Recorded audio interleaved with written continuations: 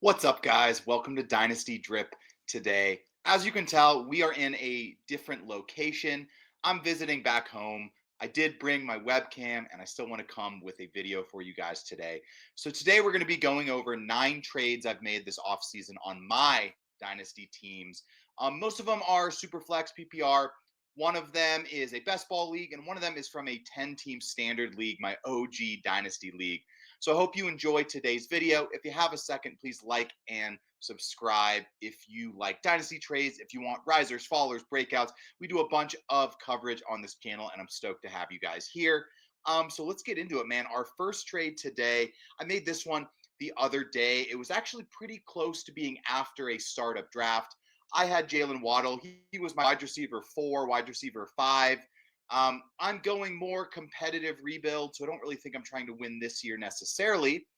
And I was just looking to move off Waddle to get some future draft capital. I was able to get a 2026 first and J.K. Dobbins.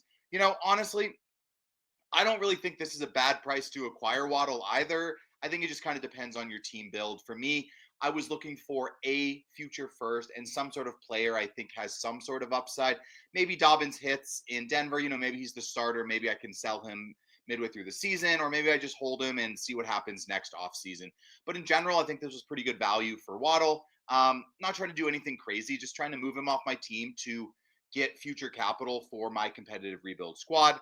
Next one, this was a super fun one. This was with a bunch of other creators. I made this one the other day. This was after a startup draft as well. I went really tight end heavy in a 2 PPR tight end premium draft. So I'm very happy to go tight end heavy in that sort of format. I also have 3 quarterbacks in this league, not necessarily trying to win year one. That seems to be a way I prefer to play Dynasty. I don't try and win year one, but I don't sell all of my assets starting year two. I usually try to compete.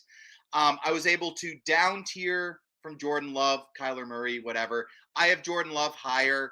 But for me, gaining Jordan Addison was worth giving Lovecraft Tesla to slightly down tier to Kyler Murray. Shoemaker, I was asking for a third. He countered with Shoemaker.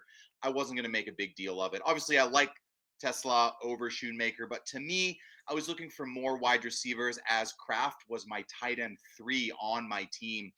I have Laporta and TJ Hawkinson as well. So for me, looking to get some more wide receiver depth, especially young wide receiver depth. Anyone that's been to the channel before knows I am a huge Jordan Addison fan. I think he's a little underrated. I think he's going to be a solid wide receiver 2 for years to come. And then we'll see what happens when his contract comes up there in Minnesota. Do they re-sign him to stay behind Justin Jefferson? Does he move on and get a chance to be a wide receiver 1 somewhere?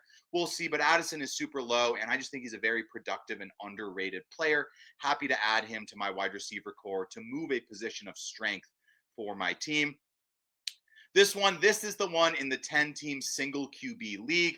Yes, we still have kickers. This league is from like 10 years ago. Dude in my league needed some quarterback depth. He just lost Justin Tucker.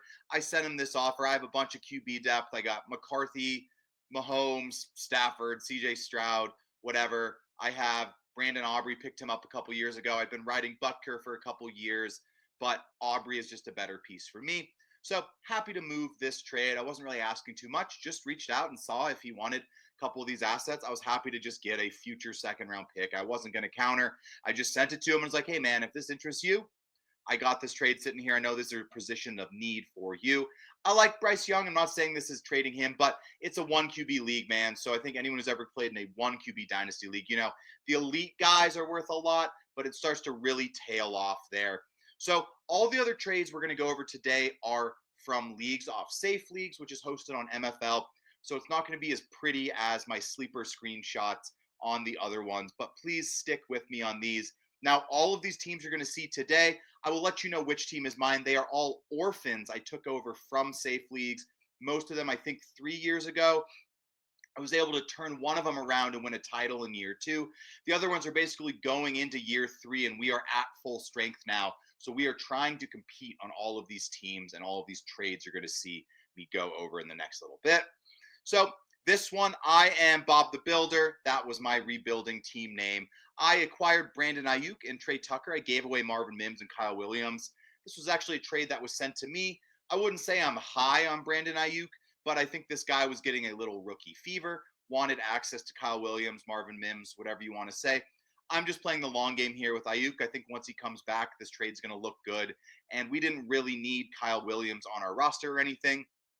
We took him with an early third or late second round pick anyway. So to get Brandon Ayuk for an early third, late second, all we had to do is add in Marvin Mims. I'm happy to do that trade. I think is a very valuable asset. And we can just let Brandon Ayuk sit on our bench to see when he comes back. Maybe he turns back into his old self. Maybe he doesn't. But for me, that's just a future value play. Next one I'm going to be going over. This is in a tight end premium league. I have a very good team, but I was actually pretty weak at tight end. This was on May 4th, so this was actually before our rookie draft. I ended up snagging a bunch of tight end depth in the rookie draft. I was able to land Loveland and Ferguson, which are both really big players for me in tight end premium leagues, especially. But in this one, you're getting 2 PPR for each tight end catch. So these guys are very, very valuable assets. And I had a ton of wide receiver depth. I think Worthy was like my wide receiver 5, wide receiver 6. I know I have Puka, AJ Brown. I want to say I have Amon-Ra on this team. Godwin, maybe Pickens. So Worthy, I was happy to move on from him to get a player who at the time was going to be my tight end 1. Now I have Hawkinson and Loveland, who I think are going to be a great combo. You can totally play both of them in 2 PPR tight end premium leagues. These tight ends, if you can get a top 5 tight end season, these guys can be top 15 wide receivers if they hit right. So they can be incredibly valuable assets. So I was very happy to rebuild my tight end core in a league that I'd kind of been streaming some players. The last couple years I had been rolling with Hunter Henry, Dalton Schultz a couple years ago, Mike Gesicki. It was really the weakness of the team that I took over as an orphan. So I didn't really have a lot of choices, and people were pretty stingy with the tight ends. Next one we're going to go over. This one was just a weird trade. This is in a best ball league. I was able to acquire 1-1. I was actually looking for quarterbacks in this league. So the guy that sent me this trade of would I give him 110, a 26 first, and a 26 third for 1-1, him thinking maybe I would be interested in Cam Ward. But for me, I ended up taking this trade and just taking Genty. I was happy to pay what I see is probably too late first. I got 110 this year. My team is still very good, at least in a contender sense. I think there's some better, stronger like dynasty teams per se, but I think I'm still going to be very good for the next couple years. And adding Genty for the price of too late first, I thought I just had to take that value, and I didn't end up going with Cam Ward. I did try to trade down a little bit, but no one really seemed to be interested. So I just took the value and moved on there. Next one, this is on the same team. Yes, my team name is Birdlaw, little Always Sunny reference here. This was me needing to get another quarterback onto my team. I have Tua, I had Derek Carr, Deshaun Watson. Dude, it's a sketch quarterback group.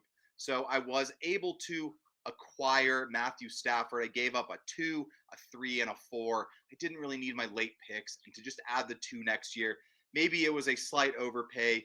You can call it what it is. But for me, this trade was very necessary for my team to get some quarterback depth. And I think Matthew Stafford still has a good 2 to 3 year window. This was the other quarterback trade I made in this league. Traded the 4th round pick for Joe Flacco. I just wanted to get some more quarterbacks onto my best ball type lineup. So I'm just trying to load up at quarterback. I also made sure to snag a couple guys in Zach Wilson and Quinn Ewers who are going to be playing behind Tua.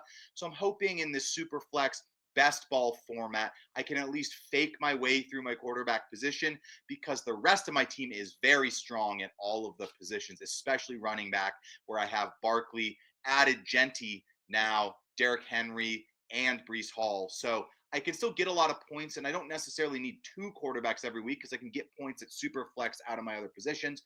But I need to have a stock hold of quarterbacks to at least get 1 every week because I got some injury-prone guys in Tua. So happy to do that trade. Last trade we're going to go over. We had a lot of wide receivers on this team. Bob the Builder, you saw we actually just acquired Brandon Ayuk as well. So I was looking for another running back. We are in a win now mode. I was able to move Josh Downs for Joe Mixon. I totally see doing the opposite of this trade if you are rebuilding. I don't really think you need to have Joe Mixon on your team if you are a rebuilding dynasty asset. But for me, Joe Mixon is probably our RB3 now, I think. So we were able to add a guy that we're going to be using probably all year and hopefully still next year for Joe Mixon by really only moving to me what's a wide receiver 4 in Dynasty with some upside. But thank you guys for tuning in to this video. If you haven't, make sure to like and subscribe to the channel. This is Dynasty Drip. I'm Sam. Thank you guys for coming, and we will catch you later, hopefully next week with another Dynasty video.